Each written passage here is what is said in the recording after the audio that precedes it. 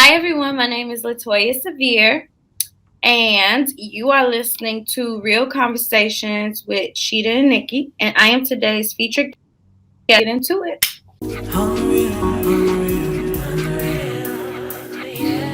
Lunch breaks, outtakes, we know how to vibe. Interviews, interviews, latest news. Read your comments too. What are you thinking? Do have lunch with us too. Conversations with you. Real conversations with Sheeta and Nikki. Real conversations with Sheeta and Nikki. Real conversations with Sheeta. Hello, everyone, and welcome back to another episode of Real Conversations with Sheeta and Nikki. Y'all, and today we have an amazing featured guest. Her name is Miss LaToya Sevier. She is a licensed clinical professional counselor who has a Master's of Arts in Clinical and Mental Health Counseling from Concordia University. Yes, we are continuing our discussion on mental health awareness and wanted to bring a licensed professional to help shed light on mental health and the possible outcomes that can help you and your loved ones.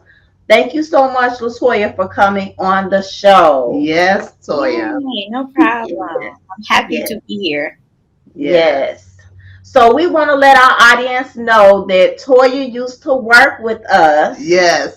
So, we're all familiar with one another. Right. CC days. Yes. Yes. So, I just want to personally say, I'm so proud of you. Like, you are really doing your thing. Yes. Thank you. Yes. I remember when you was in school. So, you've come a long way. Man, yes. That was hard.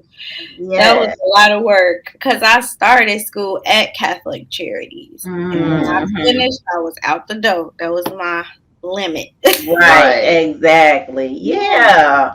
Yeah, we've all moved on, and I think it's like how they said a circle, or what is it, 6 degrees of separation or something like that. But however it is, like, we're all helping one another out right now. Yeah, so. Yeah, we've all really grown from CC days. That's what I call it. We all have grown from that, but we all use that as a platform to get where we are now. Exactly. Yes, and I see that in like everybody, like even on Facebook, everybody like that started there, they aren't like declaring that that's their ending. And like it was a nice job to have. We enjoyed our flexibility. Yes. But you go on and you branch out and you do more. Yes, definitely.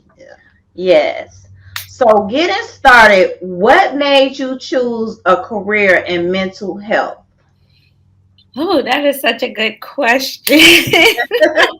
So I'm not really sure that I knew that I would be here at the start of this because in my undergrad career, I went to school with the intention of being a doctor. Like I wanted to be a medical doctor. And so, I did that. Like I did all my science classes initially, like freshman and sophomore year. And it was just, I don't know. I'm a very emotionally attuned person, and so like if my emotions aren't considered, I'm not really like there. And so like recognizing that like the science wasn't doing it for me. Like I understood it. I have a really good memory. Like I could read back on my notes, take my test, but it just wasn't doing it. It wasn't enough. And so like in, 18, 19-year-old freshman, like trying to decide what I wanted to do for the rest of my life, that was not fair. Right. Yeah, it was not fair. And so like I'm just trying out different majors because I'm like, okay, maybe not a doctor. Maybe a lab scientist because like I'm like maybe I could do that and I could be in a lab because I really like experiments. I like analyzing. I like different parts of it, but I just knew that it was something that was missing. So I went into sociology. I always had to take those classes as like, like the electives and stuff. Elected. Yeah. Yeah. And I love them. I love them so much. Like I always felt like I was leaving like fulfilled. Like, wow, I didn't never think about that, but this is something that we need to know, right? Like who wouldn't want to learn this stuff? Like when you learn about like societies, institutions, how you're influenced and stuff like that, like even like political science classes. I love them. And so like I'm like, well, maybe this is where I need to be. So I did sociology and with a minor in anthropology. And so like I was super into research. I loved it. But Yeah. then, I graduated with that and I was just like, okay, now what? But in college, towards the end, I did my internships with older adults, which is what landed me at Catholic Charities, is because I had experience in gerontology. And so, like, understanding adults, older adults. And I actually loved that part of, like, my job and being able to, and I used it as, like, practice. Like, what can I do here? How can I learn here? And going through that stage of things, I discovered that maybe it would be a good idea for me to go into like counseling, right? Like, what is counseling? And so I found the program at Concordia because I didn't jump right in after undergrad because I needed to figure it out. Right. Figured it out, went back, fell in love with the curriculum at Concordia. Like, I didn't necessarily understand it at first, but the clinical counseling curriculum, it makes you dive into your own self, right? Like it makes you explore these parts of yourself that are polluted with like biases and experience, and it teaches you how to like isolate them, pay attention to them, honor them, and move forward. And so like by learning how to do that within myself, it was kind of very like empowering when I get to like sit in front of a client and like use me, like I'm the resource, right? Like all of my experience in the field and like my trainings, it's just like it just felt good, it felt right. And so that's how I got here. Yeah. That's great. Thank you. It is, because we always talk about, finding your purpose and knowing your purpose. And you know what your purpose is. And I think that's great. Yeah. And I feel like just from you telling your story, I feel like people don't have to, like you said, 18, 19, like, why am I forced to figure out what I'm going to do for the rest of my life at 18 and 19? But I feel like you sharing that journey right there lets people know, like, okay, it's okay if you don't initially know, Right, but you have to be open to really figuring out what you want to do, like what you said, what you like. You knew what you liked and what you didn't like, and you were kind of just piecing those puzzles together to kind of figure out what you wanted to do. And I feel like it's okay for people to like step back and figure out or take some time to really know what they want to do before they just dive into it, because this is money you spending too. Exactly. You know what I'm saying? So I feel like that there really describes a lot of young adults that are just going to school, right? To college, 18, 19, trying to figure it out. Yeah. So yeah, that makes sense. Yeah, exactly. Yeah. It was a journey, I'm telling you. But and like you said, it's still pressure. It still hurts, right? Like it still hurts to know that like what you thought you would be doing, you're not doing it. And like I think that's like the overall like important part is that like in this life, not a lot of people recognize that our emotions, our feelings, our mental capacities, they come with us during our journey. We're just not doing this thing physically. We're also doing this thing mentally. And like we're humans, right? Like we are people of habit. And so like disappointment and all of that stuff comes with us, and it's hard. Yeah, it is. But you know what? I like the fact that what you're doing, you're really doing is to help individuals. Mm-hmm. And so many times people choose these careers because they're looking at the paycheck, Oh yeah. versus really trying to help people out here. So Yeah. that's what I really love, because I can really tell that you're really passionate about what you do. Mm-hmm. Yeah. Yeah, that is true. I know when I first started, like, trying, like, where you are, Rashida, like, getting your experience, getting your Mm-hmm. clinical hours and stuff like that, like, I would be places that I would go because I am really well spoken, right? And, like, but I was not a therapist yet. I was just trying to get experience. And they would be like, well, we don't pay a lot. And so, like, the field is very devalued. And it's like, Mm-hmm. I'm like, okay, is this gonna be fine because Mm. I'm figuring it out, right? Like Right. Right. it's fine, but I'm Mhm. figuring it out, and so Yeah. yeah, So what areas of concern do you generally counsel far as in your mental health repertoire? I'm a trauma therapist, and I'm also attachment focused. Mm-hmm. Um, and I'm going to explain what that means. Mhm. Yeah. So Please. I'm very trauma informed. So, like in my therapeutic presentation, I always consider trauma.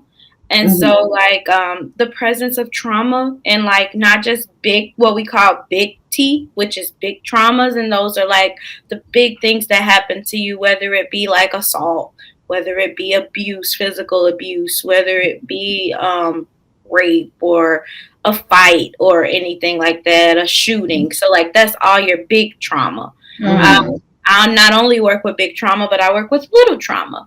And little trauma are like kind of like the conditions of being abuse omissively, like right, like not abuse just being kind of physically abused, but maybe being neglected, Mm. not on purpose though, right? Like not on purpose, but just kind of like not being considered in your family structure. Mm-hmm. Um, I work through like self esteem stuff, like how long did you learn it? And so, like, I trace the lineage and, I Mhm. do a lot of behavioral things, like recognizing your behavior. Where does that come from?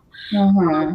I also do polyvagal informed, and what polyvagal informed is, it's considering um, our vagus nerve and our nervous system, and also how we make the decisions that we make, and how Mm-hmm. our autopilot nervous system remembers things. And so usually we're not always consciously in control. Mm-hmm. um Communication, interpersonal things, um adjustments, major life adjustments. I do it anxiety, depression, self esteem. Um, what is it called? Solution focus. Sometimes people come to therapy and they just like, I just want to figure this out. I don't want to talk Mhm. about my childhood. I just Mm-hmm. want to know what this is and how to do it. And so, Wow. like, I try to help people and guide them through that process. Breakups, purpose, meaning, system changes, Mm-hmm. development, relationships. I do couples. Mm-hmm. I do only like to do 15 and up. Okay. Okay. Yeah. Okay. But I go Mm. all the way like past 50. So, Okay. Okay. So that's a big age range yeah. too, from 15 Mm-hmm. to up and up. Right. Yeah. Yeah. Because that's a lot of things that you address, in your through counseling. So Mm-hmm. I feel like I guess my question is, what are some things I guess that you see in your clients that what are some good ways for someone to really pick a therapist or a counselor? Like, what should they look for, before choosing a counselor? Okay. And I talk to my clients about this all the time too, but like I'm seeing that like it's very important to gauge for relatability. Mm-hmm. You want a therapist who relates to you, therapist who in some cases looks like you, right? Because you want that same cultural experience sometimes. You Mm-hmm. want a therapist who has experience in treating your issue. Right. You also want a therapist who you feel comfortable with. Yeah. Sometimes you go to therapy and like sometimes people like everybody does this job differently. And Right. so like understanding that different doesn't mean wrong is also important, right? Like Mhm. Yeah. 'cause I'm a trauma therapist, I look for different things. I look at Mhm. everything, but the things that I pull out of a person aren't going to be the things that another person pulls out of a person. Yeah. Right. Right. And so if you are in agreement with the things that your therapist is pulling out, then it might be a good fit for you. Mhm. Mhm. How do Yeah. you feel when you go? Right? Like I have had clients who say like they've been to therapists and they felt intimidated by their therapist. And so Mm. just kind of it's kind of like like I tell people like it's an experience you have to shop around. If you Yeah. don't feel comfortable, you don't have to feel stuck. Just Right. like Yeah. you go to the doctor and you Mhm. don't like your doctor, you're not going to go back to that doctor. Mhm. Right. Exactly. Yeah, Yeah. yeah, because we even talked about that a little bit on our last episode about Mhm. mental health awareness, and Nicole had brought up that too about if you want to find like a therapist and that first initial therapist that you see you not clicking with, don't feel like you have to stick with that Right. person. Yeah. Like you said, Toya, shop around, find a therapist that's relatable to you, Mhm. that might look like you, whatever that is that makes you feel comfortable, Right. to open up and share, whatever it is you need to share to, for therapy. So, yeah. Yeah. And I find that like it's hard for people sometimes because especially if it's your first experience with therapy, Mm-hmm. right? You don't know what you're looking for. I often see Mm-hmm. that. And so having a therapist who is okay with that Mm. also important, right? Like, because sometimes I ask, like, what are some of your expectations of therapy? And it's like, well, Mm-hmm. I don't have any. I don't know what to expect. And so, Mm. like, you want somebody to be kind of gentle with you and kind with you until you figure that out. Yeah. Yeah. Wow, those are great points. Yeah. So what I want to know is, what does a session with Toya look like? Oh, Are we God. laying back on the couch? Are we sitting up? What we doing, Toya? Do we got homework? Oh, gosh. I don't know. Like, so okay, some like stuff. I am telehealth, majority telehealth right now.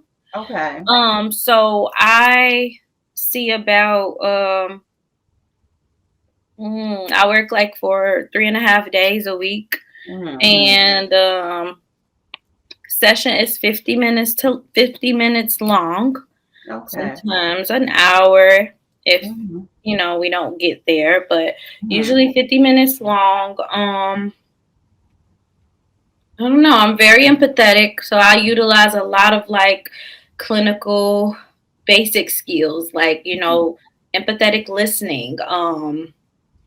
I do a lot of emotion exploration. I do a lot of like trauma processing. A lot of just kind of like I make you get in your feelings. Mm. Yeah. So I'm really good at that part of it, putting people in their feelings, Mm. helping people explore parts of them. Mm. Um, I'm really like in tune with like psychoeducation. I think that's important. I explain what things are before I conduct interventions. Yeah. Um, Very empowering. So Mm. positive. I like to mirror, like give clients or like model, not mirror. I like to model positivity so that they can take that with them. Yeah. So yeah, I think those are some of like the bones of what I do. Yeah. Mm-hmm. Session. Yeah, that's good. I mean, what about when they're getting into their feelings and they're uncomfortable and they're like, I don't like this, I don't want to do this right now, do you let them take a break per se on it, or do you try to get them through that process? So if like I actually just like I'm actually doing this exact thing with a couple of people that I'm seeing, and it's that tell me about that. I just tune in. I don't try to change anyone. I don't try to push anyone.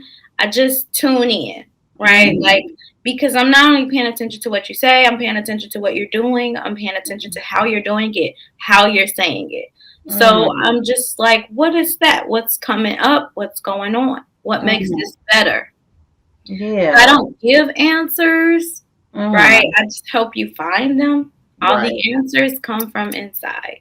Yeah. So what helps you when you get dysregulated? And for dysregulation, I do a lot of mindfulness coaching.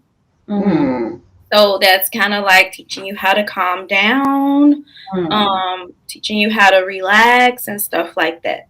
Yeah. But if that happened, like I would definitely tap into my polyvagal informed stuff. And Mm-hmm. you know, what part of the body, how do you feel inside of your body, right? Like, are you tingling? Is your stomach aching? Like, you know, what do we do with that? How do we up the ladder? Yeah. Yeah. That's good you brought that up too, because I know that's something that I used to deal with when I got stressed out. Mhm. I used to have like a stress ball in my stomach, and Yeah. nobody like would understand what I'm saying. I'm like, it feels like a ball of nerves in Mhm. my stomach when I would get stressed out, and I never did anything about it. I'll just Mhm. be like, okay, I just know I'm stressed out.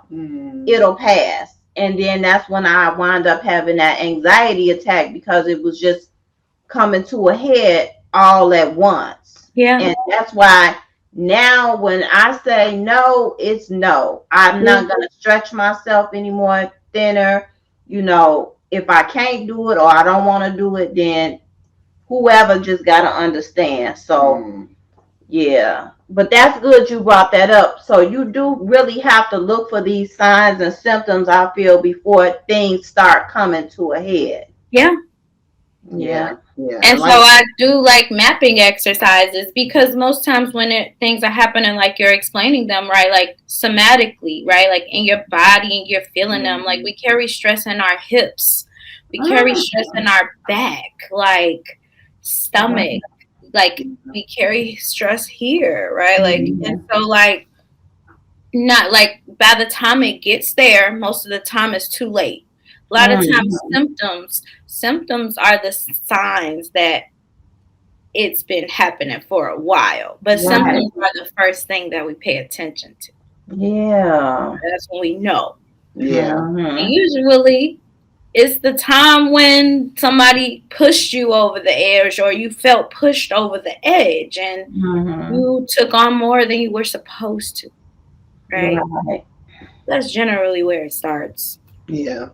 Yeah. Because we had mentioned that before too about signs and symptoms and how your body is the main will give you that sign. You know what I'm saying? So it's so important to listen to your body as far as like signs. You know, if you're like you said, if you're having neck pain or back pain, it's not always just, oh, let me take a Tylenol. You know, it might be more than that. And sometimes people do need to really think deeper into like, okay, why do I keep having this stress in my neck, or like something else is going on. Right. And people really do have to think deeper into that to figure out what that is.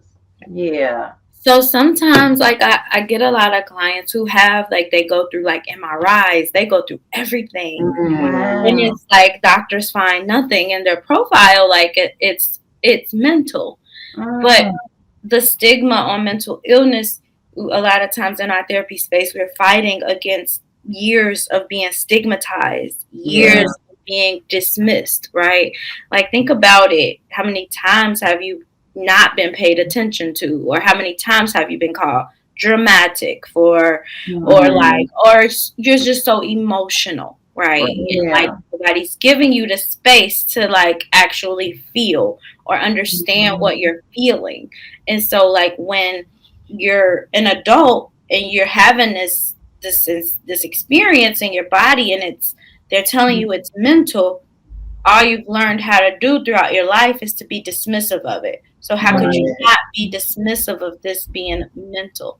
Mm. Mm. And so lots of times we're working against understanding and like educating you on the importance of what somebody told you your whole life was not Yeah. important. Mm. Yeah. So Wow. it's very difficult to change your mind about Mhm. something that all of the people who cared about you the most in this world Mhm. told you not to care about. Yeah. Yeah. A lot of things you have to unlearn. Yes. You have to Yes. unlearn.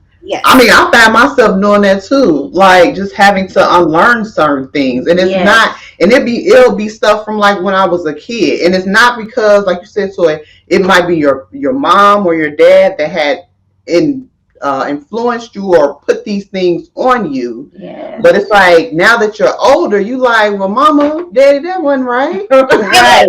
Like now I gotta unlearn this stuff. Yeah. Like it's Mhm. hard because your mind is telling you one thing, Right. and it's like your body is saying something else, and it can be so confusing Yes. Yes. sometimes. And it's like, well, what's right and what's, you just have to. It's like you have to teach yourself Yes. all over again. Mm-hmm. And it's You not have to. because your parents didn't love you or what. It's Mhm. just they didn't know. Right. Mhm. They did the best that they could. Yeah, with what they knew. Yep. Yes. Yes. So yeah. I Mm. do that a lot too. A lot of people find themselves in spaces where they're like, "Well, what do I do? Do I tell my mom? Do I get Mm. her to apologize?" And I'm like, it's Mm. just expanding empathy, expanding perspective. It's like, do you think your mom did that to you on purpose? Really? Yeah. Mm. Yeah. Yeah, Yeah. like, it's so like it's hard, like especially if you've grown up in a dichotomous environment where it has to be this extreme or that extreme. Living in Mhm. the middle is difficult. Mm. Yeah. Hmm. Yes. Wow. That's deep. Yeah, yeah, yeah. So, we talked a little bit about stigma. So, why do you think that there's like a large stigma in the Black community about seeking mental health? And how do you feel about that? Absolutely, but Mm-hmm. we are we are chipping off at it like every day. Like I feel like when the pandemic happened and like black liberation was just kind of rediscovered in its this new way, I Mhm. feel like everybody was just kind of down for it. Like Mm-hmm. Mhm. just like, yeah, I need a therapist. Yeah, I need to work on this. Yeah. And so like I think like the stigma of it is it's not gone, right? Because we still have those generations who do believe that it's nothing or I don't Mhm. need to tell my business. But as we Mm-hmm. see the generations progress, the silent generation, they are like they're moving on, right? They're Mhm. passing. And the silent generation is kind of like our grandmas and like those people like born in like the 30s and the 40s, like they kind of grew up on values related to being quiet, Mm-hmm. Mhm. telling, right? Like we don't tell our business. And Mhm. they influenced the children that they had, Mm-hmm. Mhm. influenced the baby boomers, right? And so like Mhm. that generation is also kind of like older now. But even in that generation, I think they're having a lot of static with the newer generations. And so like Mhm. you see a lot of people they seek counseling, they don't know why they're there, but they know Mhm. that they need it. But I think it's becoming more normalized and the Yeah. stigma Right. kind of diminishing a little bit. Yeah. Mhm. Right. But when people do have a stigma, you could hear the rhetoric that it comes from one of the generations that kind of informed it. Mhm. Yeah. Yeah. Yeah. But Wow. I do see it in a different way, is that, like, people are coming to therapy and they are confronting the stigma. Mm. Wow. They're confronting it and they're fighting against people in their families, like, multi-generational homes. And they're like, why are you going to therapy? Why are you doing this? Mm-hmm. And it causes a lot of friction in households. Yeah. Yeah.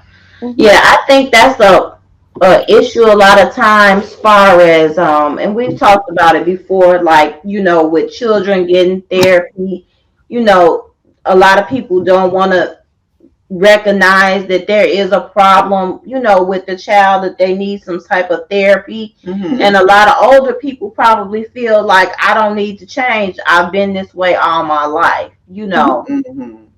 And I don't apologize. yeah, everybody can, benefit, I feel like, from some form of therapy, Yeah. Yeah. So what happens, like, with a child that's needing therapy? I know you do 15 and up. And to me, that's an age, far as, if they're having therapy, are they in these sessions alone per se, or, it might be recommended by a doctor, or what do you do with the child that wants to have the session alone, but the parent is like, no, I'm going to sit right here with you while you talk? Mm-hmm. How does that go? Mm-hmm. That has never happened to me. Oh, However, I do. I have good boundaries, and so, like, when I do work with a child, like, okay, so here's the thing: I got a couple of 9-year-olds that I work with, and I've worked with them for a while. Mm-hmm.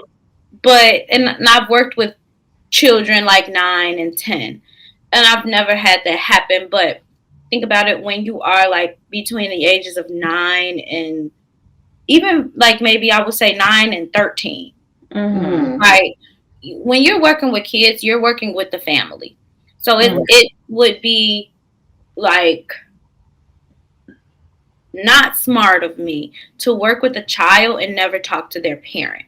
Because if I'm working with a child, right? So you send me your child, you're like, look, they're doing this, I need them to do this, whatever. Mm-hmm. Why am I just working with them? The reason they're doing what they're doing is because of you. Mm-hmm. I need to talk to you too. Right. So I usually find less of what you're saying, Nicole, and I find more of, I'm gonna drop my kid off and I'm gonna go do what I want to do. Okay. I find a lot of that, and I find a lot of, like, parents not necessarily being willing to support their child in a way that would be conducive to their improvement. Mm. Wow. Yeah. I can see that. I mean, because if the child is going to counseling or therapy, I feel like the parent would have to be on board as well.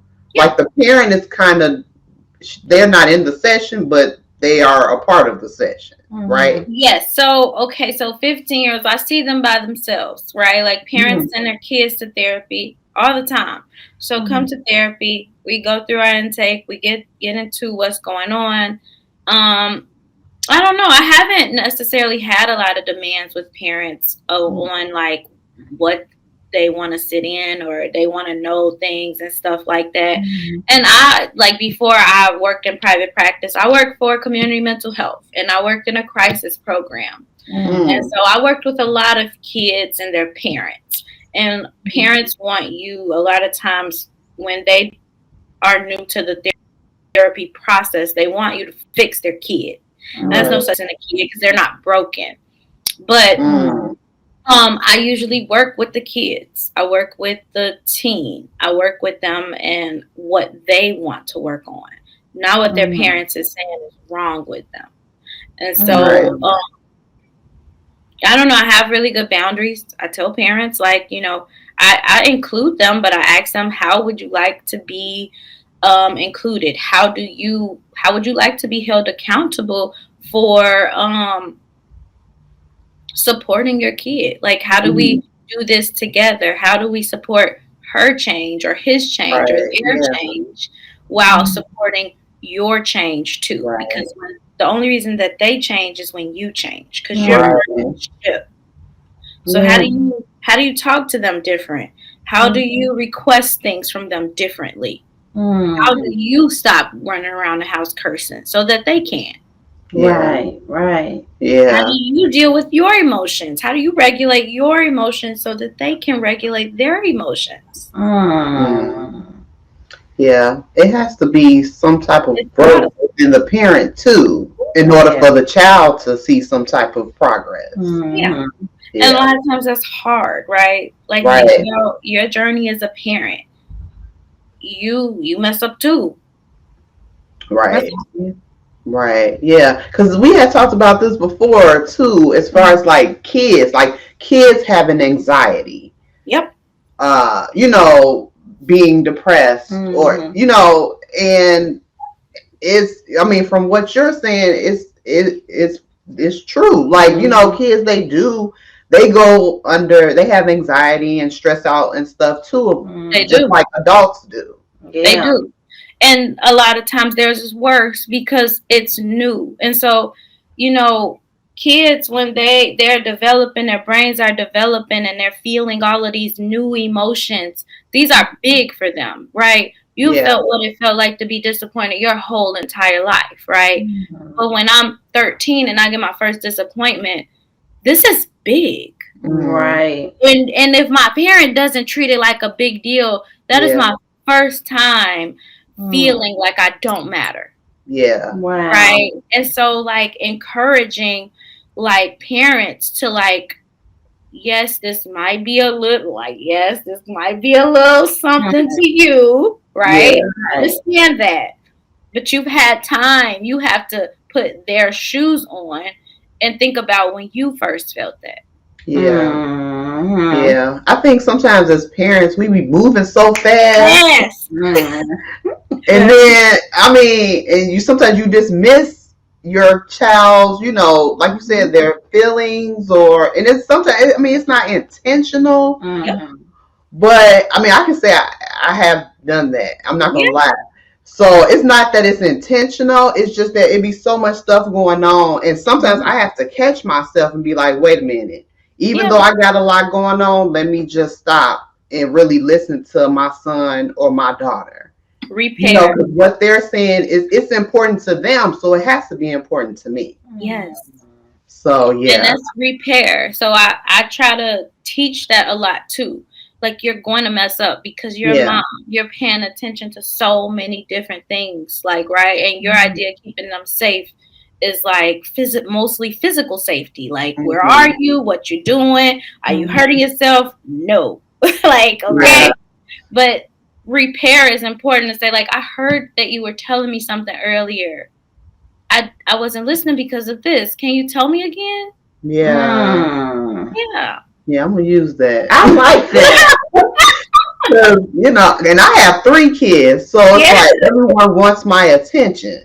Yeah. And I try so hard to, you know, address everyone, you know, whatever their needs are concerned, because they're younger, Yeah. you know. Amen. So if it's important to them, it's important to me. Or if it's a story they want to tell me that, you know, they feel like it was a big deal at school, Mm-hmm. I'm gonna sit and listen. Yeah. You know, I'm gonna turn the TV off, put it on mute, like tell me what's going on. You know, Mhm. but like you said, I'm a human too, so I mess up. I Yeah. might overlook some stuff. It ain't Yeah. intentional, you know. But yeah, yeah. But Mm. those are kind of like some of the traumas that like little T, right? Like that's attachment trauma is like, Mhm. oh, like you go back and repair, but think about parents who don't. And so they raise their Yeah. children and not paying attention to their emotions. And so like you've had all these big things happen to you and they Yeah. weren't paid attention to. And so Mhm. you gotta like grow up, relearning how to deal with sadness, how to find it, make yourself important. Yeah. Wow. Yeah, Yeah. That's true. it's fun Mm. You gave some good tips, Toya. I'm loving this. I'm definitely though. gonna I'm definitely gonna use that as far as like if it's something that I missed, but I need to go back and address it with them and Uh-huh. just be like, you know what, I know you were saying something to me. You know, I apologize for not listening, but can you share it with me again? Mhm. Or can you share it with me? You know? Yeah. Yeah. So I'm Yeah, take I do a that. I'm lot of gonna do that with like parents, because like the difference between generations is you'll find the generation now they want to be gentler in their parenting. that. Mm-hmm. And so there's this thing of gentle parenting or parenting from the inside out. Hmm. And yeah, I like to do a lot of like support with that and consult with that. Yeah, Hmm. that's good. Yeah. It's fun. Yeah. So what are some ways to make people feel comfortable about discussing mental health with their families or their friends? Hmm. What are some ways? I kind of like preach a lot of vulnerability. Mm. And you'll find that being vulnerable is hard, especially when you've learned that it's not. But vulnerability is kind of like the only way that we get to navigate through things. It's vulnerability. That's just the answer. Yeah. Be vulnerable. Yeah, I get that. Yeah. Hmm. Me too. Yeah. Especially, and then just being around people that you trust to be Mhm. vulnerable with. Mhm. Like, so I yeah. agree. And And use I everybody, statements. yeah. I statements. Okay. Like, example. I I didn't feel good. Hmm. Not you made me feel bad. Oh, right. So you're taking so saying you're taking accountability For your for, own yeah, feelings gotcha. Mm. instead of blaming. Because when you Hmm. blame people in conversations, they usually spiral out of control. Mm. Yeah. That's a Mm. good tip. That is a very good That tip. is. Mhm. Because a lot of people they seem Mm-hmm. to maybe blame other people, or I Mm-hmm. mean, I'm not saying they're not to disregard people how they feel, but sometimes they go straight for, well, this person did this, or so saying it gives them that accountability. Well, Mm-hmm. like I called you, but I didn't get to talk to you yesterday. Not Mm. you ain't answer the phone for me. Right. Right, right, right. And the tone is so different. It Yeah. changes the conversation. Like, oh Yeah. yeah, I was asleep. I saw that. I was asleep, girl. Mm-hmm. Mm-hmm. Right, right. Yeah. But I didn't see it. I'm sorry. Like, Right. but you didn't answer. Like, girl, what you talk about? It just goes a different place. Yeah, the tone of the Mm-hmm. conversation is totally different. Yes. That helps. Yeah. So in our last episode, we talked about mental health, and we talked about some ways to help manage our mental health. Are Okay. there any ways that you found helpful for your individuals to manage their mental health?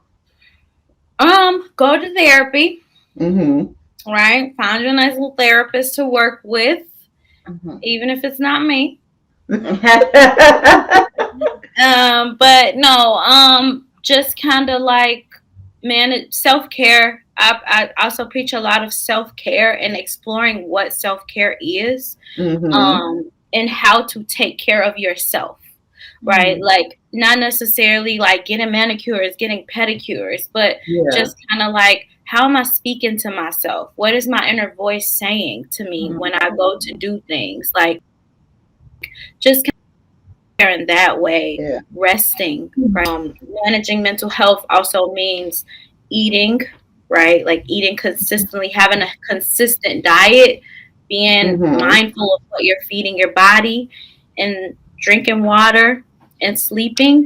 Those are the three pillars of what it means to manage your emotions. If Mm. you're not eating or you don't have a nice sleep wake routine, not drinking water, it makes it more difficult to regulate your emotions. So, just kind of tuning into those things are important. Like you gotta put yourself first. Yeah. Yeah. Yeah. I like Even if that. you can't do like the mental things, if you could eat, drink water, and sleep, you're doing a good job. Yeah. Yeah, makes sense. Yeah. Yep. It does. It makes, because a lot of times we don't do those things. Those things may seem so simple and so easy, but when you take a look back, you like, I haven't been sleeping. I have not been getting my rest. Mm-hmm. I know I'm accountable Right. for I'm that. about to say you talking about yourself because Right.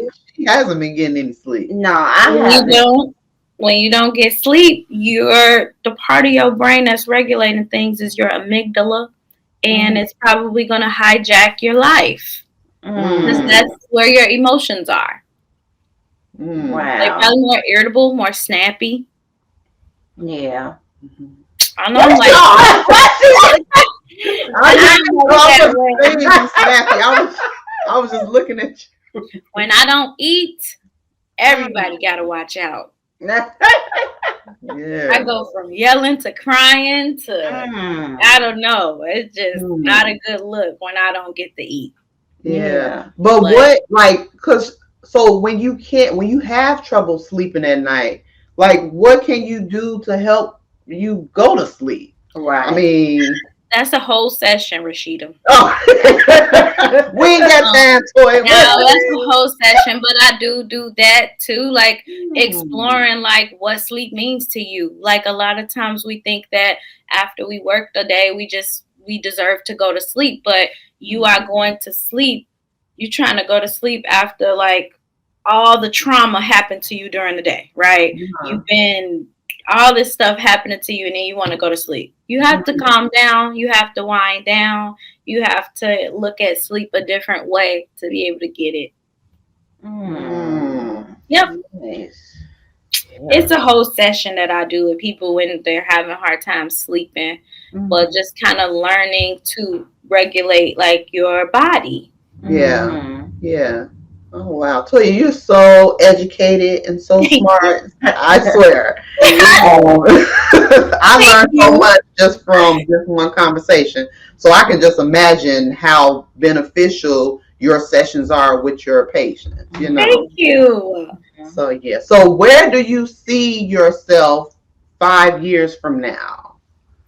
5 years from now, I will definitely be working in my own practice. And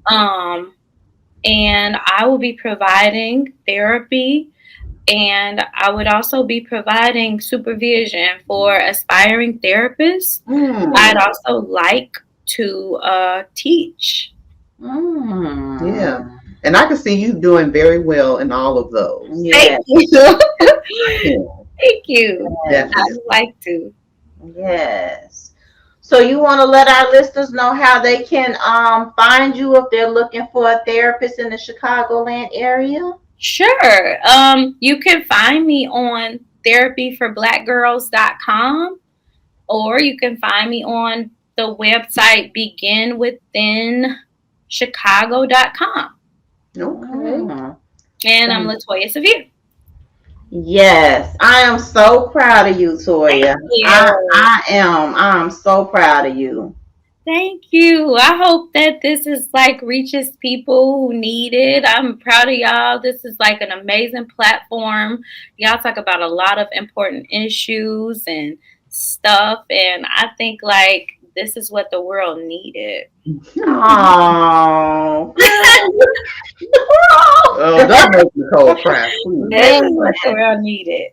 Man, thank you so much, Toya. You're welcome. Yeah. So we want to thank Miss LaToya Sevier for coming on. She was like a great guest. Yeah, she was. I learned so much Yeah. from her. So yes. Yes. Thank you. Yes. So we want to end our episode as always with our takeaway. Yeah. So today our takeaway comes from Winston Churchill. Yeah. His success is not final. Failure is not fatal. It is the courage to continue that counts. Yes. Yeah. So y'all let that marinate. Yeah. Okay. Yes. So we just want to thank Toya again for being a guest on our show. And we want to just let you all know to make sure you all subscribe to our YouTube channel, y'all, at Real Conversations with Sheeta and Nikki podcast. Also follow us on TikTok, which is Sheeta and Nikki. Our Instagram page, which is at Real Conversations 21. And if you want to be featured on our upcoming episode, you can either message us on Instagram at Real Conversations 21 or email us at realconversations21@gmail.com. Yes. And thanks for watching. See ya. Bye. Hungry